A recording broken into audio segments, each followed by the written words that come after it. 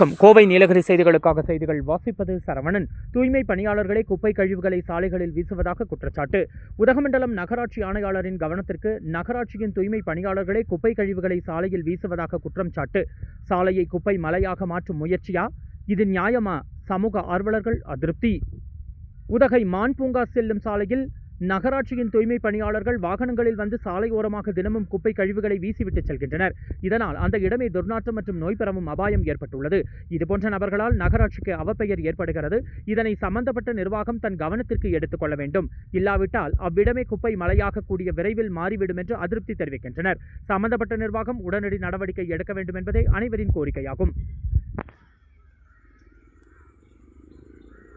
கோவை நீலகிரி செய்திகளுக்காக எமது சிறப்பு செய்தியாசிரியர் தமிழ் வெங்கடேசன்.